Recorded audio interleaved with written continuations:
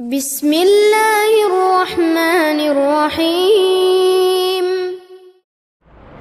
الحمد لله رب العالمين والعاقبة للمتقين والصلاة والسلام على رسول الله صلى الله عليه وسلم وآله وصحبه أجمعين أما بعد.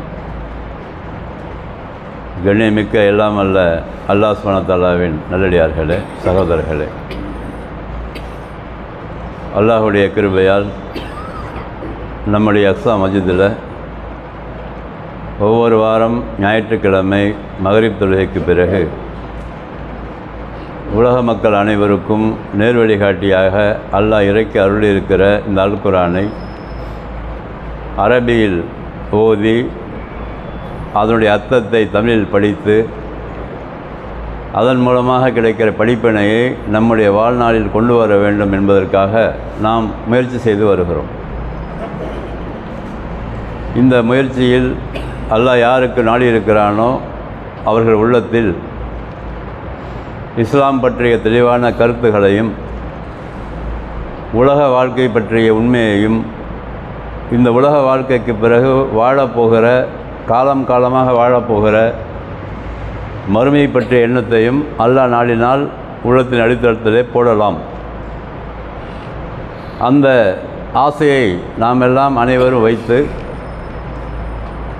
இந்த உலக மக்களுடைய சீர்கேட்டிற்கு காரணமாக இருக்கிற எல்லா வழிமுறைகளையும் தூக்கி எறிந்துவிட்டு படைத்த ரப்புல் ஆலமீன் சொல்லிக் கொடுக்கிற பாடங்களை தினமும் காது கொடுத்து கேட்டு அந்த அடிப்படையிலே நம்முடைய வாழ்க்கையை அமைத்து கொண்டோம் என்றால் இந்த உலகத்திலும் வெற்றி இருக்கிறது, மறுமையிலும் வெற்றி இருக்கிறது. அதற்காக இந்த ஒரு சிறிய முயற்சியைத்தான் நாம் எல்லாம் சேர்ந்து செய்கிறோம். உலகம் முழுவதும் இந்த முயற்சி நடைபெற்று கொண்டிருக்கிறது. இங்கே மாத்திரம் இல்லை, யார் யாருக்கெல்லாம் அல்ல நாடி இருக்கிறானோ அவர்கள் காதில் இந்த விஷயங்களை விழச் செய்து கொண்டு தான் இருக்கிறான். சூரத்துல் ஆராஃபுடைய வசனங்களை நாம் தொடர்ந்து பார்த்து வருகிறோம்.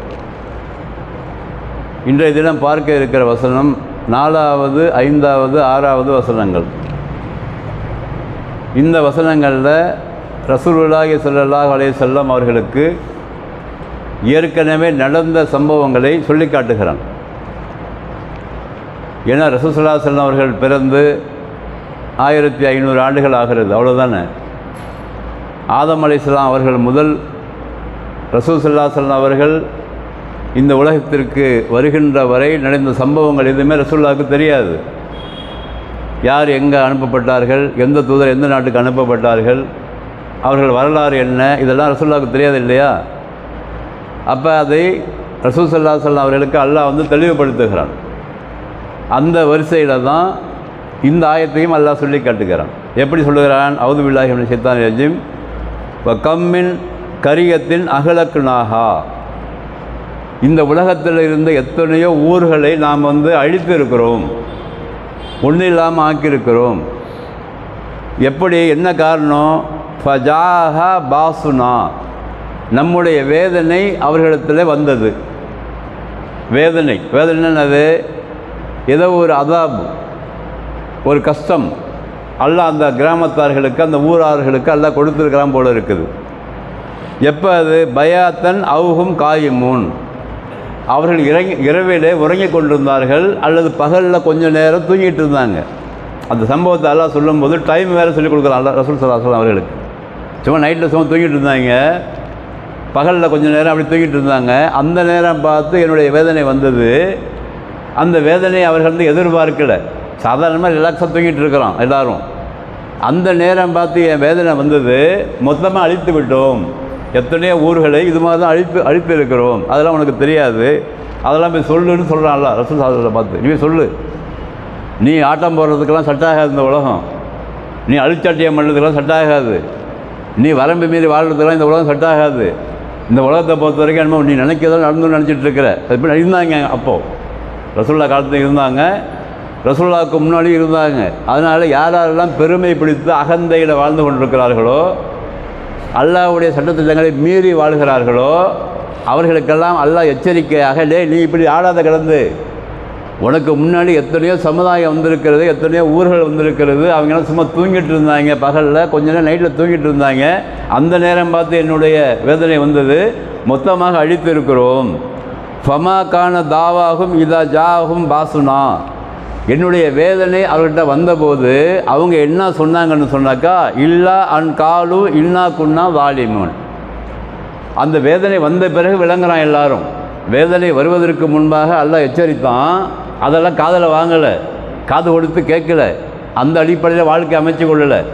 ஆனால் வேதனை வந்த பிறகு, அல்லாஹ்வுடைய தண்டனை வந்த பிறகு அதை பார்த்து விட்டு உடனே எல்லாம் சொல்கிறான், கத்துறானா, எப்படி நாங்கள்லாம் அநியாயம் செய்து விட்டோம், யா அல்லாஹ் அநியாயம் செய்து விட்டோம்னு கத்துறான் எல்லாம். அது அந்த அட்டாக் பண்ணும்போது தான். அட்டாக் ஆகிறதுக்கு முன்னாடி சும்மா உட்காந்துருந்தான் எல்லாம் பார்த்துட்டு, ஜாலியாக ஆடுறது, பாடுறது, விளையாடுறது, நல்லா தூங்குறது, என்னென்ன செய்யக்கூடாது எல்லாம் செய்கிறது. ஆனால் வேதனை வந்த பிறகு என்ன செஞ்சாங்கலாம், ஆக நாங்கள் அநியாயம் செஞ்சிட்டோம் அப்படின்னு சொன்னாங்க அந்த அழிக்கப்பட்ட ஊரார்கள் எல்லாம் அப்படின்ட்டு. அப்புறம் அல்லாஹ் சொல்கிறான், பல நஸ்ஸல் அன்னல்லதீன உர்சிலா இலைஹும். யாராருக்கெல்லாம் இந்த செய்தியை அனுப்பப்பட்டார்களோ அவரை பற்றியும் விசாரிக்க இருக்கிறோம். அல்லாஹ் அடுத்த ஸ்டெப்புக்கு டக்குன்னு போயிடலாம். அடுத்த ஆயத்தில் அது அவுட்லைன் தான் இருக்கும். குரானை பொறுத்த வரைக்கும் அவுட்லைன் மாத்திரம் இருக்கும், நம்ம தான் விளங்கி கொள்ளணும் உள்ள. அப்போ சமுதாயத்தை அழித்த பிறகு, ஊரை அழித்த பிறகு எல்லாம் சேர்ந்து கையேந்திரம் அல்லாட்ட நாங்கள் அநியாயம் பண்ணிட்டோன்னு சொல்லிவிட்டு உடனே எல்லாம் ஜம்ப் பண்ணி சொல்கிறோம், இதே மாதிரி தான்ப்பா உனக்காக அனுப்பப்பட்ட தூதர் இருக்காங்கள்ல, அந்த அனுப்பப்பட்டவர்கள் அந்த மக்களை நாம் விசாரிக்க இருக்கிறோம். அதற்கு பிறகு அவங்கள மாத்திரமாக விசாரிப்போம். வலசன் அல்லல் முர்சலீன். நாம் யாருக்கு இந்த வேதத்தை கொடுத்து, புத்தகத்தை கொடுத்து, கல்வியை கொடுத்து, சட்டத்திட்டங்களை கொடுத்து தூதராக ஏற்றுக்கொண்டோமோ, தூதராக நாம் செலக்ட் பண்ணோமோ, தேர்ந்தெடுத்தோமோ அவர்களையும் விசாரிக்கப்படுவோம். இந்த 2 கேரக்டர் அல்லாஹ் பதிவு செய்கிற அந்த ஆயத்தில். ஒன்று யார்? தூதர்களும் விசாரிக்கப்படுவார்கள் அன்றைக்கி மறுமை நாளில். இன்னொன்று, யாருக்கு தூது செய்தியை சென்று அடைந்ததோ அவர்களும் விசாரிக்கப்படும். 2 விஷயத்தை அல்லாஹ் ரொம்ப ஆழமாக பதிவு செய்கிறான் இந்த ஆயத்தில். ஒன்று யார்? தூதர்கள். எத்தனை தூதர்கள் வந்தாங்க நமக்கு தெரியாது. குரானில் குறிப்பிடப்பட்டது 25 பேர் குறிப்பிடப்பட்டிருக்குது.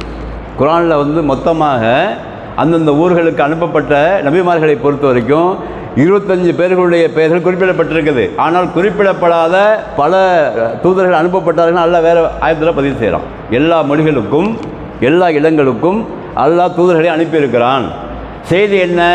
செய்தி ஒரே செய்தி தான். ஊபுதுல்லாக மாலக்கும் இன் இலாஹின் கைரு. இதுதான் செய்தி.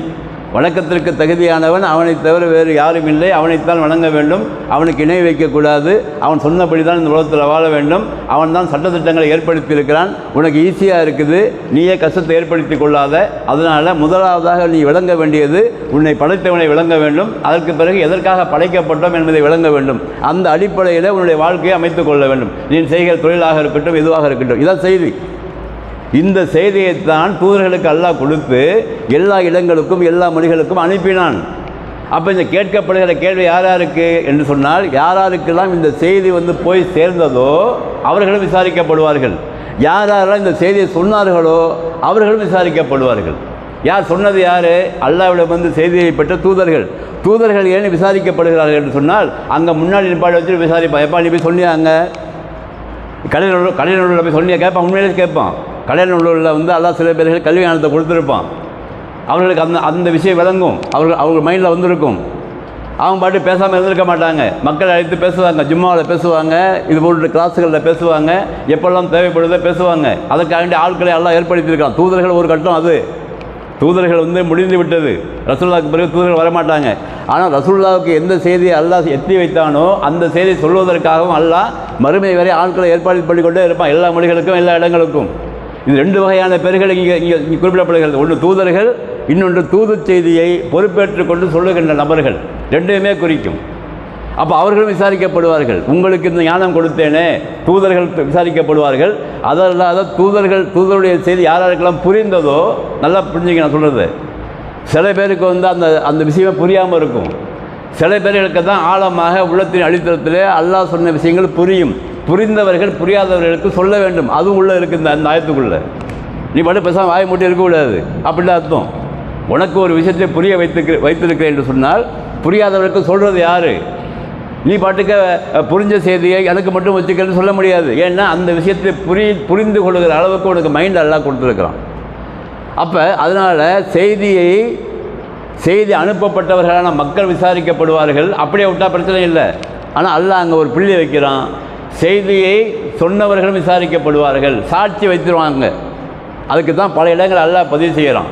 அலம் நக்கும் மாக்கும், உங்கள்கிட்ட வரவில்லையா, எச்சரிக்கையாளர் வரவில்லையா, வந்தார்கள்ல, பலா காலு பலா வலாக்கேன் ஃபத்தன் தான், நாங்கள் வந்து எங்கள் இஷ்டத்துக்கு செஞ்சாலும் அப்படின்னு சொல்லுவாங்களா அங்கே போய்ட்டு. அப்போ இந்த ஆயத்து மூலமாக விளங்குறது என்னன்னாக்கா, உலகம் முழுவதும் எல்லா இடங்களுக்கும் எல்லா மொழிகளுக்கும் அல்லாஹ்வுடைய செய்தி வந்திருக்கிறது. வராத இடம் ஒன்று கூட கிடையாது, நமக்கு தெரியாது. குர்ஆனில் டீட்டெயிலாக அல்லாஹ் சொல்லலை. தமிழுக்கு கூட வந்திருப்பாங்க, மலையாளத்துக்கு வந்திருப்பாங்க, இங்கே ஆங்கிலத்துக்கு வந்திருப்பாங்க, எந்த மொழிக்கு வந்திருப்பாங்க, எல்லா இடத்துக்கும் வந்திருக்காங்க. அதை பற்றி டீட்டெயிலாக அல்லாஹ் குர்ஆனில் சொல்லலை. மாறாக குறிப்பிட்ட இடத்தை மாற்றம் சொல்லிவிட்டு யாரெல்லாம் மாறு செய்தார்களோ அவர்களுடைய அந்த கிராமத்தை அழித்து விட்டோம். இப்போ மாதிரி கிடையாது.